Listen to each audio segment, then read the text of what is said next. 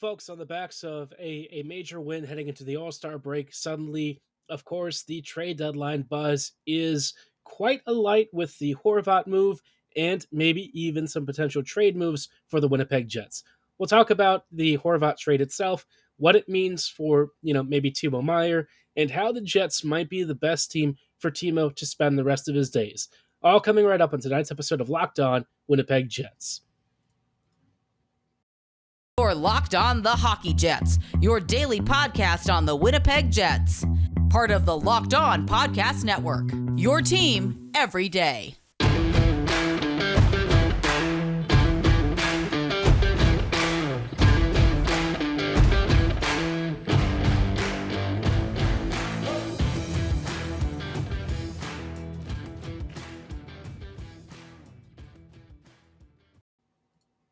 Good evening, friends, and welcome to tonight's episode of Locked On Winnipeg Jets, part of the Locked On Podcast Network, your team every day. I'm your host, Harrison Lee, an avid Winnipeg Jets fan and an online blogger. You can follow me on Twitter at HLivingLoco and at LO_Winnipeg Jets. As always, thanks for making Locked On Jets your first listen of the day every day. If you like what you're hearing, be sure to like, follow, and subscribe on your favorite podcasting platform of choice, including Apple, Spotify, Google, Megaphone, Odyssey, and YouTube. Doing so is 100% free of charge and ensures you never miss another episode. Most of all, though, we just really love and appreciate your support. Today's episode is brought to you by FanDuel Sportsbook, official sportsbook of Locked On. Make every moment more. Visit FanDuel.com/LockedOn today to get started. Now, of course, we just mentioned that the Horvat trade is currently the thing that everyone has been talking about for the past day or so. The trade broke yesterday, and it was a little bit of a surprise. I mean, Horvat has been one of the most desirable trade deadline names. He was a guy that Vancouver has been actively shopping, I would say, for the better part of maybe a couple of months. I mean, it was clear that the Canucks were sort of on a downward spiral, and Horvat, well, he became available and expendable with his contract expiring, which when you hear him talk about it, it's a little bit sad because Horvat said, I thought I was going to be a Canuck for life. And he said it multiple times, which I think is very much him sort of expressing a little bit of an indictment of the front office while also saying how much he really loved being there. I mean, he enjoyed the city, it seems like. He enjoyed playing for that fan base. And, he felt like he was going to be the captain and really the guy for the team going forward alongside Elias Pettersson. But obviously, things haven't really panned out that way. He is now a New York Islander, and I look at this deal and I think it's very interesting, right? What was the deal for? Well, the Islanders sent a first round, it's like a lotto protected pick. So if it's a top 12 pick, it slides to 2024. They also sent Anthony Beauvillier and Aku Rati, I believe it was. And this deal it's okay, right? Like, it's one of those things that I think Canucks fans will look at the package and think it's pretty decent. Ratti is probably one of Vancouver's top prospects now. The lottery protected first isn't great, I would say, especially if you were hoping for maybe a better return. I feel like the Canucks maybe jumped the gun just a little bit. Beauvillier doesn't really move the needle. He's just kind of a depth player at this point. Maybe he finds his form again and they can flip him for something, but, that version of him where he was finishing all of these opportunities and stuff, that has seemingly subsided. So you're left with a guy who I think is a reasonable player, but I don't know, man. I look at this return and I just feel like, if anything, this is amazing news for the Jets. The San Jose Sharks have indicated that, Timo Meier is, of course, going to be available. And best of all for the Jets, he's going to be available at the same package or something similar to what the Canucks got out of the Isles. Now, what is kind of funny is that Vancouver apparently did not shop many other offers from other teams for Horvat. They zoned in on this Ratti and Beauvillier with the first deal, which I feel like maybe they undersold this. Maybe they felt like the market was going to get away from them. I think they've had some, I would say, reservations after what happened with JT Miller when they really couldn't get their asking price. He ended up resigning, and now it's been a whole disaster. Everyone seemingly hates him on the team. The fan base hates him. Honestly, JT probably has Well, actually, I don't know if JT even cares at this point. He's making tons of money. He's a premier player in terms of scoring, and so you know what? He's probably living high off the hog and doesn't really care what the noise is saying right now. But I think you're looking at that Canucks situation, and they were like, we can't really sit on this. Let's not back ourselves into a corner like we did last time, and let's get started early. I think from the Isles' perspective, this deal really doesn't make that much sense. I know that Wallstrom was just announced to be missing the rest of the season, but if you're losing Wallstrom and your substitute is Horvat, right? Horvat, he's going to be an amazing scorer. I think he's going to be a punishing finisher. I think he will probably be able to replicate at least some of his current Canucks success with the Isles, but I don't really think he solves what is wrong with New York. The Isles are a decent enough team, but they don't really have a lot of high end finishing talent. And swapping one of your most creative players for a guy who does that, it doesn't necessarily boost the overall net performance of the team. So I think the Isles are really grasping at straws here. I think they're very desperate, and I get it. I think there's a reason why Lamoriello is really pushing for this. I think he sees the clock is ticking, and Barzal is certainly not getting younger. So the onus is on the front office to make moves. But I just feel like out of all of this, the most important takeaway is that Timo Meier is going to be really affordable. That package that the Isles offered out of desperation really wasn't that expensive when you think about it. And for the Jets, that really could not have come at a better time. Winnipeg right now is really hard up for um, some sort of elite playmaking addition. We see the top six is reasonably good, sometimes great depending on the day. The bottom six is really struggling. And somewhere in there, if you add a huge talent injection and re-roll those top three lines, right? You're going to see something really special for him. I think this team has the potential to be a real sleeping dragon with the right additions. We'll explore why Timo Meier should actually be a really good fit for Winnipeg, and then also talk about some of the players the Jets have been linked to that would be more supplementary and fill in maybe some depth spots on the team. Before we go any further, though, I do want to shout out our friends and partners at FanDuel. This year, the only app you need at your Super Bowl party is FanDuel, America's #1 sportsbook. We're really excited about our new sports betting partner for Locked On because they're the #1 sportsbook in America, FanDuel. If you're new to FanDuel, it's even better because they have so many great features that make betting on sports fun and easy. Download FanDuel now so you can bet Super Bowl 57 with a no sweat first bet. You'll get up to $3,000 back in bonus bets if your first bet doesn't win. FanDuel lets you bet on everything from the money line to point spreads to even who will score a touchdown. It's really easy, it's very intuitive. So if you're thinking about, maybe Carson or Jalen Hurts, I almost said Carson Wentz, that's a little bit of a throwback. But if you're wondering, how many touchdowns Jalen Hurts might throw, maybe you think he's going to go for three. Maybe you want to put a bet on that. Maybe you're also thinking about Mahomes' magic. Is his ankle going to hold up? Is he going to be able to have, 150, 200 plus, maybe even 250 or 300 yards passing? Cast a bet on that as well. The FanDuel Sportsbook, of course, Sportsbook app is, of course, safe, secure, and super easy to use. And best of all, you can get paid your winnings instantly. So this is super convenient. We love an instant cash out. And for a lot of you who are trying to make the most of what should be a massive Super Bowl, FanDuel makes it easy to get into the game right now. Join FanDuel today at FanDuel.com/LockedOn to claim your no sweat first bet on Super Bowl 57. That's FanDuel.com/LockedOn. Make every moment more with FanDuel, official sportsbook partner of the NFL.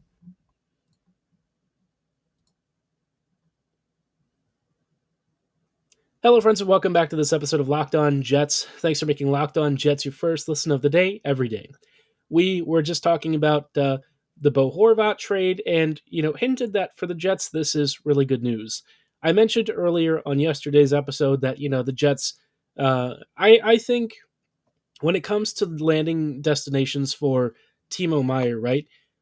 Winnipeg really makes so much sense to me. I think the Jets actually have way more than a lot of the other competing teams might be able to offer. First off, I think the biggest thing right now, right, is the looming cap ceiling. It's not going to be raising that much, and so for a lot of teams, like say the New Jersey Devils, extending Meyer long term would be a problem, right? They've got to repay or they've got to resign Brought. They're probably not going to want to pay him more than Jack Hughes, and Hughes isn't really making that much relative to what he's doing on the ice. He's making like what 8.5, and if Meyer wants 9 plus, who the heck in the New Jersey front office is going to approve that over Hughes?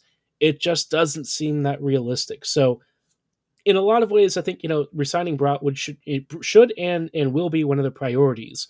Um, that would make Meyer more of a rental, right?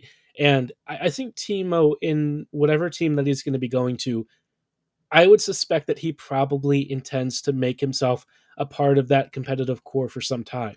And there's just not many teams that I see realistically being able to afford him. The Bruins, I think, would have to clear some cap space. They certainly can't lock him up long term. They've got way too much money committed, and this is kind of like a one and done sort of season for them with this core, uh, unless they are able to avoid a lot of turnover in the offseason. But everyone on that team is getting older, so if they were to try and make some kind of a Timo deal happen, it would have to be like a slam dunk, rental. It can't be anything more than that. That's why I look at the trade package that the Sharks were asking for: a first, maybe a couple of B tier or one or two A tier prospects, and some kind of like roster player. And I really feel like the Jets are the best suited team because they can lock Timo up long term. I think that they have the draft capital and prospects to make it happen. And we've got lots of roster players that the Jets could potentially offer in a deal. Now, here's what I said yesterday: there are a handful of untouchables for me, and I think for where the Jets are at right now, right, I would be willing to move Heinola. I think that is something I would explore if the Canucks are, or if the Sharks are saying this is what it takes to get the Meyer deal over the finish line. But Sandberg, it'd be a little bit harder, but I wouldn't mind that as well. I think any of like these guys who are right now kind of fighting for third pairing spots, Logan Stanley, Dylan Sandberg, Ville Heinola, for Sandberg and Heinola, they're both, I wouldn't necessarily call prospects, but also probably viewed that by the Canucks. And we know that Sandberg is really effective. So I think they would bring some considerable trade value. I would also be trying to figure out if Lambert or Lucius would be available. For me, Lambert's probably the guy that I would shop first. We all love Brad. We all know that his potential is like sky high.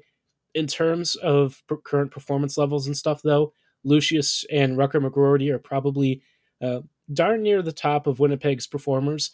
We also have guys like Chiprikov and Rashevsky who have been doing really well, generally speaking, overseas. Rashevsky, in particular, I think is just about ready to make the jump. Dmitry Kuzmin has also been good. But I think, Kuzmin and some of these other defenders, maybe Chisholm, it might be a little bit hard to make a deal around them in particular. So, you know, I'm willing to package up multiple assets, and I think it would be especially great if the Jets made this deal knowing that Meyer had an extension in place. I think Timo would be a perfect signing. I think he would have a big cap hit, admittedly, but Wheeler is expiring in a couple of seasons. Dubois is probably getting moved at some point or, walking. I don't think he'll walk. I do think that is probably not the biggest thing I'm concerned about. I do think the Jets are probably not going to get a great trade return, but I think that there will be some kind of like compensatory pick or something, right?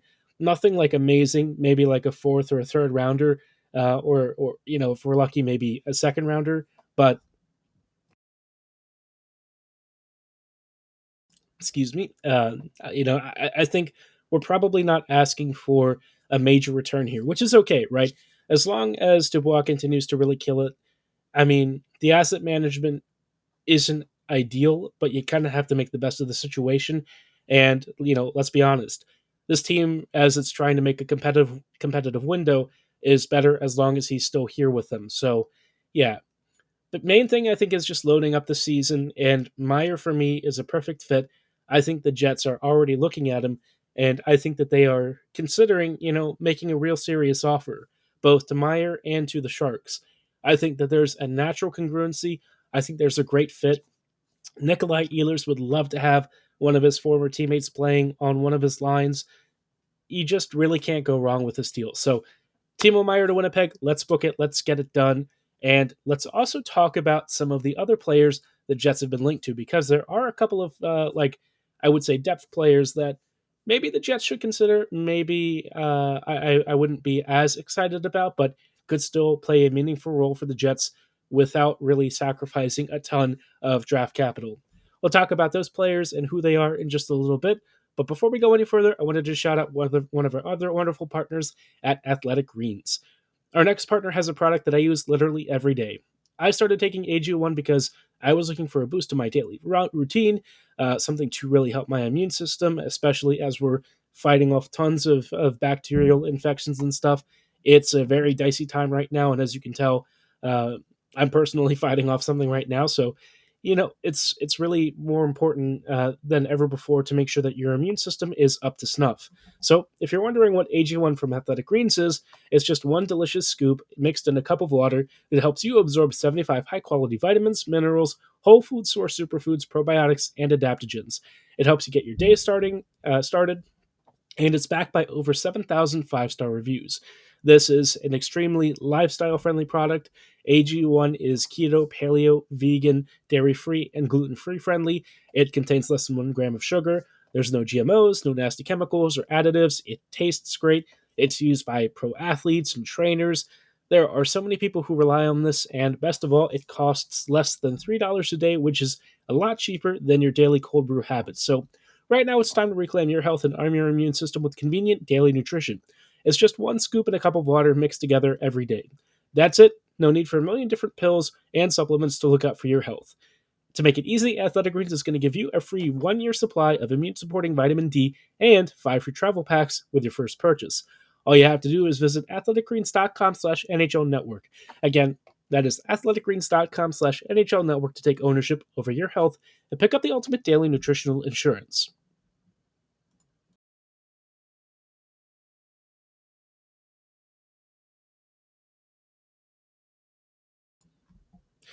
Hello, friends, and welcome back to these closing thoughts on tonight's episode of Locked On Winnipeg Jets. As always, thank you so much for making Locked On Jets your first listen of the day every day. We are just wrapping up real quick with some thoughts on a couple of names the Jets have been linked to for depth players. Nick Ritchie and Max Domi have apparently both been scouted by the Jets recently, or at least have been linked to Winnipeg. And for me, right, looking at these two, Ritchie, I'm not really as interested in. Ritchie is kind of like a power forward type. He did have some scoring chops back in the day, and I think the Ducks are probably hoping at one point that he would really turn into something. But I think he's been with the Yotes recently, so as you can tell, his career hasn't really turned into something where I think you're expecting like top 6 production. I do think he had a bit of a spell with the Bruins where I don't know if he was necessarily contributing a ton. He is a very physical presence, and he does occasionally add some stuff to the box scores. But generally speaking, you're looking at a guy who might modestly hit maybe 15, 20 points a season. So yeah, I mean, you're asking for basically like a fourth liner. Does he offer much defensive value? Not particularly. Does he offer a lot of offensive value? Probably not. He might be a little bit more well-rounded than Saku Manalainen, so I guess that's enough. But if you're expecting a lot out of him, probably not, right? As far as Domi is concerned, Max is a little bit more versatile, a little bit more gifted offensively. Um, I know that Domi had a recent spell with the Hawks that's not exactly been amazing. He's been decent for them, but I don't think he has necessarily been uh, the kind of guy that looks like a surefire second liner or something. I think as a third liner, he would be very good alongside Adam Lowry. I think he has a way of getting under his opponent's skin. He can, maybe draw some penalties, although I think he tends to take more than he draws. He does have a decent shot, and he's got some decent passing instincts. Again, I think both of these guys would be filling in for like your third and your fourth lines. It's kind of like the Stempniak / Toulouse acquisitions from several years ago. You're not really picking up players that I would say move the needle particularly significantly, but will help you kind of replace maybe some of the players who aren't currently bringing as much to your bottom 6. So maybe you can add a little bit more scoring punch. maybe a little bit more of a two-way transition game, something to help, take some of the burden off of the top six. Right now, it's very clear that the top two lines and the bottom two lines have an extremely stark difference in offensive value. So anything that you can kind of help to tip that balance would be great. And I think, one of Ritchie or Domi would probably do that, or even both of them. Uh, am I necessarily big fans of either of them? No. I think that they both come with plenty of, issues in their game, but, at the end of the day, they will be improvements. And so that's how I'm going to choose to look at it for the most part. Let me know what you think about those guys and what you think the Jets would give up for them. And if you are still interested in seeing Timo Meier in a Jets uniform, either as a rental or long term, drop your thoughts about those potential trade options in the YouTube comments below. And on my social medias at HLivingLoco and at LO_Winnipeg Jets. For tonight's episode, though, that is going to be all the time that we have. I thank you so much for listening and making Locked On Jets your first listen of the day. We will see you back here tomorrow, so be sure to like, follow, and subscribe. And as always, have a great night. Thanks for listening, and go Jets go.